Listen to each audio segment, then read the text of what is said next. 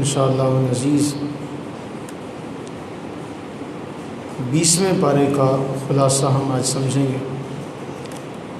اللہ سے دعا کریں کہ باری تعالی ہم تمام پر اپنی رحمتیں برکتیں نازل فرمائے اور ہم تمام کو علم نافع عطا فرمائے۔ اور 2 عشرے اس رمضان کے گزر چکے ہیں۔ باری تعالی اس عشرہ مغفرت کا صدقہ ہم سب کی مغفرت فرمائے اور آنے والے 3 عشرے کے صدقے ہم سب کو جہنم سے آزادی عطا فرمائے، آمین ثم آمین۔ 20ویں پارے کا آغاز ہوا، اللہ رب العزت نے فرمایا امن خلق السماوات والارض وانزل لکم من السماء ماء۔ ایک سوال کیا جا رہا ہے منکرین سے۔ سوال یہ ہو رہا ہے کہ بتاؤ اللہ کے سوا کون ہے؟ یعنی آغاز میں ہی بڑی وضاحت کے ساتھ اللہ تعالیٰ اپنی قوت تخلیق اور وحدانیت کا بیان فرما رہا ہے، اور فرماتے ہوئے اللہ تعالیٰ نے فرمایا بتاؤ اللہ کے سوا کون ہے؟ اللہ کے سوا کون ہے جس نے آسمانوں کو پیدا کیا، جس نے زمین کو پیدا کیا؟ بتاؤ کون ہے اللہ کے سوا؟ اور آسمان سے پانی اتارا، اس پانی سے مختلف قسم کے باغات اگتے ہیں، جو بھی چیزیں پانی سے اگنے والی ہیں۔ فرمایا کون ہے جس نے زمین کو قرار دیا ہوا؟ یہ بتاؤ کون ہے جس نے زمین کو قرار بخشا ہے؟ کیا اللہ تعالیٰ کے علاوہ بھی کوئی ہے جو زمین کو قرار عطا کر سکتا؟ تو اس طرح ان سب چیزوں سے مقصود یہ ہے کہ بتاؤ یہ سب چیزیں اللہ تعالیٰ کے حکم کی وجہ سے، اللہ تعالیٰ کی مرضی اور منشا کی وجہ سے یہ سب چیزیں چل رہی ہیں۔ پھر اس کے بعد فرمایا امن یجیب المضطر اذا دعا۔ یہ بتاؤ کہ جو پریشان ہوتا ہے، مصیبت میں ہوتا ہے، اس کی دعا کو کون سنتا؟ کون ہے جو پریشان حالوں کی دعاؤں کو سنتا؟ کیا اللہ کے سوا بھی کوئی ہے جو دعاؤں کو سننے والا ہو، تکالیف کو دور کرنے والا ہو؟ آپ دیکھیے کہ کس طرح سے ہمارے پڑوسی ملک میں معاملہ جو ہے اس حد تک پہنچا۔ اللہ سے دعا کریں کہ اللہ تعالی ہر ایک پر اپنی رحمتیں برکتیں نازل فرمائے۔ آپ ان کی اللہ کی قسم ہے وہ ویڈیوز دیکھ نہیں سکتے۔ ہمارا مذہب ایسا عظیم مذہب ہے کہ جب یہ نیا وائرس پھوٹا اور حکم دے دیا گیا، یہاں تک کہا گیا کہ جی لاشوں کو جلا دیا جائے، ایک تو ہم جلد باز بہت ہیں، اور بغیر تحقیق کے بات پھیلانے کے لیے ہمارا میڈیا جو بے لگام ہے، اس کے لیے کوئی قاعدے قانون نہیں۔ اس وقت بھی ہمارے چند ایک بہادر علماء نے یہ اعلان کیا تھا کہ جی ہم نہلائیں گے۔ جب یہ پینک عروج پہ تھا، یعنی معمولی بات نہیں ہے، جب یہ فضا خوف کی اس قدر تھی، آج بھی دیکھیں نا، یہ بجائے حکمت عملی کے ایک خوف کو پھیلایا جا رہا ہے۔ آپ کسی بھی ماحول میں، کسی بھی فضا میں خوف کا عنصر جو ہے وہ زیادہ کر دیں تو لوگ گھبراہٹ میں ہی اس کا شکار ہو جائیں۔ آدمی وہ کہتے ہیں سانپ کے زہر سے کم مرتے ہیں، اس کے خوف سے زیادہ مر جاتے ہیں۔ تو جب پچھلی بار خوف کا ایک ہو کا عالم تھا، اس میں بھی ہمارے علماء کرام اللہ تعالیٰ ان سب کو بلا تفریق مسلک جن حضرات نے یہ کہا کہ جی ہم نہلائیں گے، لیکن ہم یہ نہیں کر سکتے کہ ہم اپنے دین کے اس حکم کو چھوڑ دیں کہ بیمار ہے تو پھر اس کو معاذ اللہ ثم معاذ اللہ جلا دیا جائے۔ علماء کرام نے فتاویٰ جاری کیے، اور پھر اس کے کچھ دیر کے بعد یہ بات آئی کہ جی جو بندہ فوت ہو گیا جی اس کا تو اب معاملہ اس کے ساتھ وہ جراثیم آگے پھیل نہیں سکتے۔ تب جا کے ان اسکالرز کو عقل آئی تھی، لیکن علماء نے اس وقت بھی کھڑے ہو کر یہ کہا تھا کہ نہیں، ہم ان کو نہلائیں گے، کچھ بھی معاملہ ہوگا ہم ان کے ساتھ ہیں، جب سب اپنوں نے پیچھے ہاتھ ہٹا دیے تھے۔ اور آج یہی معاملہ ہمارے اس پڑوسی ملک میں ہو رہا ہے کہ آپ سوشل میڈیا پر آپ کو ویڈیوز ملیں گی، میں نے وہ دیکھا کہ بیڈ کے اوپر وہ میت پڑی ہے تو اسی کو لا کے باہر رکھ دیا، دیوار توڑ کے کرین اندر بلائی گئی اور ڈنڈے کے ساتھ دھکیل کر اس کو کرین میں پھینکا گیا میت کو، اور پھر کرین کے ذریعے لے جا کے تو وہ اس کا جو تھا کریا کرم کیا گیا۔ تو یہ ہم پر اللہ کا بہت بڑا احسان ہے، بہت بڑا احسان ہے کہ ہمیں دین نے سبق دیا کہ جو اس دنیا سے چلا گیا، دیکھیں کہا اس کے بال بھی جس طرح زندوں کو تکلیف ہوتی، اس کو بھی تکلیف ہوتی۔ یہ کتنا بڑا اللہ نے فرمایا۔ بتاؤ تو صحیح، کون ہے جو مصیبت زدوں کی مصیبت کو دور کرتا ہے؟ کون ہے؟ اللہ کے سوا بھی کوئی ہے جو تخلیق کا آغاز کرنے والا ہو، دوبارہ زندہ کرنے والا ہو؟ کون ہے جو آسمان سے روزی عطا کر رہا ہے؟ اگر تمہارے پاس کوئی دلیل ہے تو لاؤ اگر تمہارے پاس کوئی دلیل ہے۔ یہ 20ویں پارے کے آغاز میں امن خلق السماوات، اب اس کا اسلوب دیکھیں تو آپ اس اسلوب میں آپ بہہ جائیں گے۔ جلال اتنا ہے ان لفظوں میں، امن خلق السماوات والارض وانزل لكم من السماء ماء فانبتنا به حدائق ذات بهجة ما كان لكم ان تنبتوا شجرها أإله مع الله أإله مع الله بل هم قوم يعدلون۔ پھر اس کے بعد امن جعل الارض قرارا وجعل خلالها انہارا وجعل لها رواسي وجعل بين البحرين حاجزا أإله مع الله بل اکثرهم لا يعلمون۔ پھر فرمایا امن يجيب المضطر اذا دعا ويكشف السوء ويجعلكم خلفاء الارض أإله مع الله قلیلا ما تذکرون، لیکن تم سمجھتے تھوڑا۔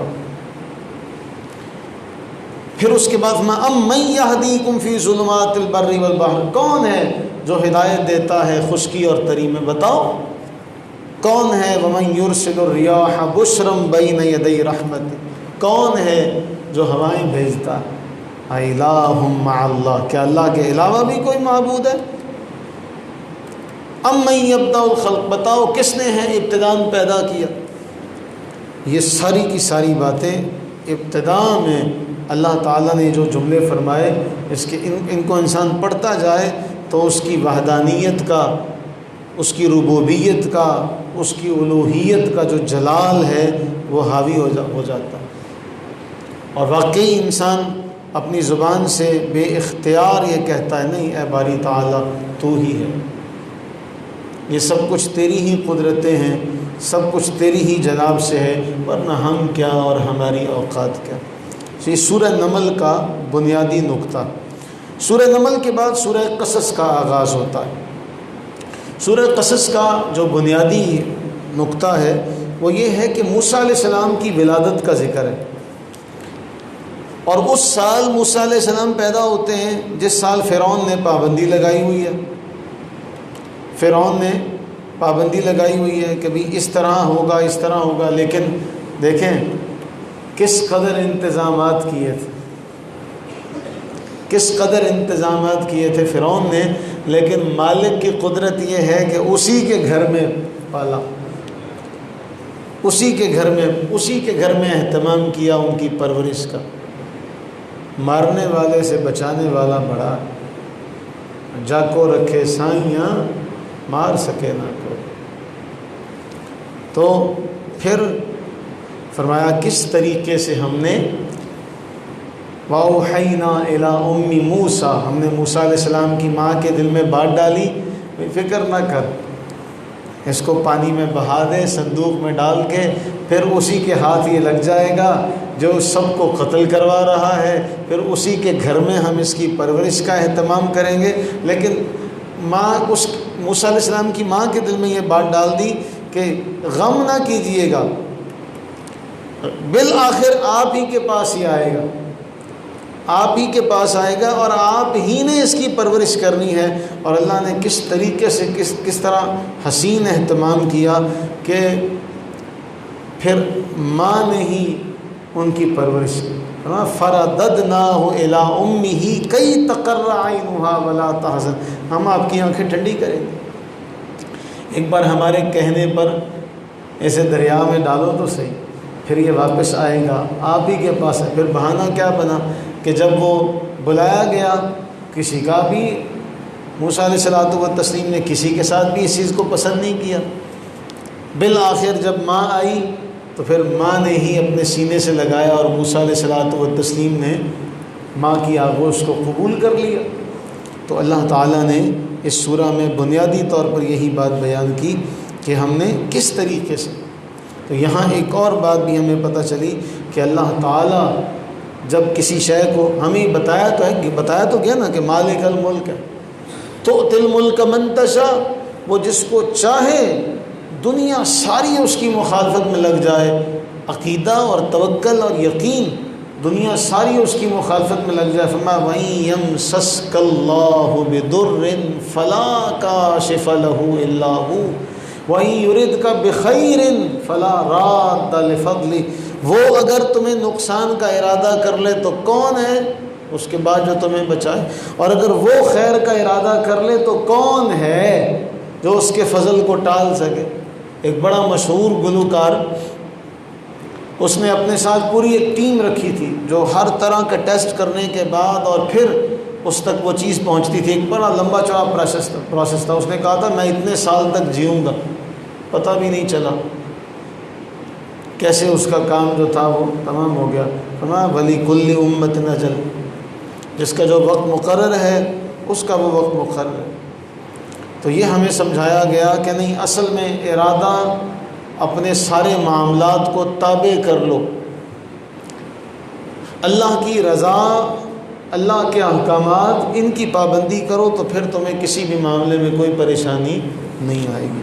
تو یہاں پھر موسیٰ علیہ الصلوۃ والسلام سے ایک معاملہ ایسا ہو جاتا ہے، قتل کا معاملہ ہو جاتا ہے، پھر اللہ کی طرف رجوع کرتے ہیں اور پھر وہاں سے شعیب علیہ السلام کے پاس چلے جاتے ہیں، اور شعیب علیہ السلام کے ہاں ایک عرصہ گزر جاتا ہے، اور اس کے بعد پھر کیا ہوتا ہے، 10 سال وہاں رہنے کے بعد جب موسیٰ علیہ السلام واپس آتے ہیں تو پھر قرآن فرما رہا ہے کہ وہاں پھر وہ معاملہ آتا ہے، اللہ تعالیٰ کا جلوہ دیکھتے ہیں، اور اس کے بعد پھر جو عصا ہے اس کا کمال دکھایا جاتا ہے، روشنی دیکھتے ہیں، یہ سارا معاملہ پھر وہاں پیش آتا ہے۔ تو یہ سورہ قصص کے اندر بنیادی طور پر موضوع ہے۔ اس کے بعد پھر سورہ عنکبوت کا آغاز ہوتا ہے، اور سورہ عنکبوت کے آغاز میں جو جملہ ہے وہ یہ ہے، کیا سمجھتے ہو تم، کیا سمجھتے ہو، احسب الناس، کہ تمہیں یوں ہی چھوڑ دیا جائے گا، تمہاری آزمائش نہیں کی جائے گی، تمہارا امتحان نہیں لیا جائے گا۔ یہ کہنے کے بعد کہ تم ایمان والے ہو، ان یقولوا آمنا، یعنی اگر کوئی یہ کہہ دے کہ جی ہم مومن ہیں تو کیا اس کے بعد اس کی آزمائش نہیں ہوگی؟ فرمایا نہیں، ہم آزمائیں گے، ہم آزمائیں گے، اس لیے کہ ہم نے تم سے پہلوں کو بھی آزمایا، ہم نے تم سے پہلوں کو بھی آزمایا، تمہیں بھی آزمائیں گے، تمہیں بھی آزمائیں گے۔ کیوں؟ تاکہ ہم ظاہر کریں کہ سچا کون ہے اور جھوٹا کون۔ یہ تو آخر ہم نے ظاہر کرنا، تو اس لیے فرمایا کہ ایمان کے دعوے میں سچا کون ہے، جھوٹا کون ہے، ہم نے اس چیز کو ظاہر کرنا۔ پھر اس سورہ کے اندر سب سے اہم ترین بات جس کی بنا پر اس کا نام عنکبوت رکھا گیا، فرمایا مشرکوں کی مثال یہ ہے کہ جیسے کہ مکڑی کا گھر، اوہن البیوت لبیت العنکبوت، سب سے کمزور ترین گھر مکڑی کا گھر ہے۔ تو مشرکوں کا عقیدہ سب سے کمزور ہے، جو غیر اللہ کو پکارتے ہیں ان کی پکار میں کوئی وزن نہیں، ان کے نظریات بھی مکڑی کے گھر کی طرح کمزور ہیں، اور ہم کس کو پکارتے ہیں؟ اللہ تعالیٰ وحدہ لا شریک کو۔ تو ہمارے نظریات، ہمارے عقائد، اس کے اندر اتنی پختگی ہونی چاہیے اتنی پختگی ہونی چاہیے. ہمارے دوست ایک بات آج کہہ رہے تھے، کہنے لگے پچھلے دور میں یقین کامل ہوا کرتا تھا، یقین کامل ہوتا تھا. آج کے دور میں یقین ہی کمزور ہوتا جا رہا ہے. سب کچھ ہمارے پاس ہے لیکن اگر ہے نہیں تو یقین نہیں ہے. آپ اگر پچھلے دور میں طبیبوں کا کچھ معاملہ دیکھیں، آج بھی جو ڈاکٹروں میں بھی جو تھوڑا سا دین کے ساتھ ان کا تعلق ہے، وہ آج بھی جب نسخہ لکھتے ہیں تو اس کے اوپر لکھتے ہیں هو الشافی، اور نیچے وہ نسخہ نقل کر دیتے ہیں. تو پچھلے دور میں اطباء جو تھے وہ ہر نسخے کے اوپر یہ لکھا کرتے تھے، نیچے وہ نسخہ لکھا کرتے تھے. جب بھی کوئی نسخہ دیکھتا، آج بھی کتابوں میں آپ دیکھیں اوپر هو الشافی، ہر نسخے هو الشافی. یعنی یہ تو اسباب ہیں، اصل تو ان اسباب میں اثر پیدا کرنے والی ذات اس کی ہے. تو ہمیں اللہ تعالیٰ نے یہ بتایا کہ بھئی ان کا تو عقیدہ بھی کمزور ہے، جن کو وہ پکار رہے ہیں وہ بھی کچھ نہیں کر سکتے. تم تو ایک اللہ تعالیٰ وحدہ لا شریک کو ماننے والے ہو. تمہاری پکار میں بھی زور ہونا چاہیے، تمہارے عقیدے میں بھی پختگی ہونی چاہیے، تمہارا اندر بھی مضبوط ہونا چاہیے کہ نہیں، ہمارا رب چاہے گا تو ہمارے ساتھ کبھی بھی برا نہیں ہوگا. اگر ہمیں رب کی رحمت کی تائید حاصل رہی تو ہمارا کوئی بال بھی بیکار نہیں کر سکتا. اللہ سے دعا کرتے ہیں کہ باری تعالیٰ اپنی رحمت کا صدقہ، اپنے فضل کا صدقہ، مسلمان کمزور ہیں اس ساری دنیا میں. پروفیسر رفیق اختر صاحب کا ریسنٹلی ایک کلپ آیا. پروفیسر رفیق اختر صاحب بڑے عظیم آدمی ہیں، درویش آدمی ہیں، اہل علم میں اس وقت موجودہ دور میں. انہوں نے کہا تاریخ بتاتے ہوئے کہ ہماری تاریخ یہ رہی، جس نے بھی رسول اللہ صلی اللہ علیہ وسلم کی طرف میلی نگاہ اٹھائی، زبان سے کوئی جملہ کہا، ہاتھ سے کوئی بات کہی، کئی اشارتاً کہا، مسلمانوں نے اس کو چھوڑا نہیں. یہی غیرت جو دینی حمیت ہے، اس کو آج چاہتے ہیں اہل مغرب ختم کر دیں. انہوں نے کہا اب پتہ ہے کیا؟ انہوں نے کہا اب یہ ہے، یہ جو وقت ہے ہم اس میں کمزور ہیں. ہے جرم ضعیفی کی سزا مرگ مفاجات، ہے جرم ضعیفی کی سزا مرگ مفاجات. وہ کہتے ہیں ناؤ اس وقت ہماری یہ حالت ہے کہ ہم کمزور ہیں اور وہ لوگ ہمارے ساتھ یہ معاملہ کر رہے ہیں. ہم اللہ سے عرض کرتے ہیں باری تعالیٰ ہم کمزور ہیں، اور ہماری بدقسمتی کہہ لیں کہ ہمارے دور میں یہ فتنے آ رہے ہیں اور ہمیں ہر طرف سے یہ سننے کو مل رہا ہے. اللہ سے دعا کریں کہ باری تعالیٰ اس پرنور ساعتیں جو اس رمضان کی ہیں ان کا صدقہ باری تعالیٰ مسلمانوں کو مضبوط فرمائے، مسلمانوں کو متحد فرمائے، اور مسلمانوں کو متحد اور متفق ہو کر عالم کفر کی سازشوں کو سمجھنے کی اور ان سے نبردآزمہ ہونے کی، ان کا مقابلہ کرنے کی توفیق و ہمت عطا فرمائے. اللہم اعز الاسلام والمسلمین، اللہم انصر الاسلام والمسلمین، آمین ثم آمین.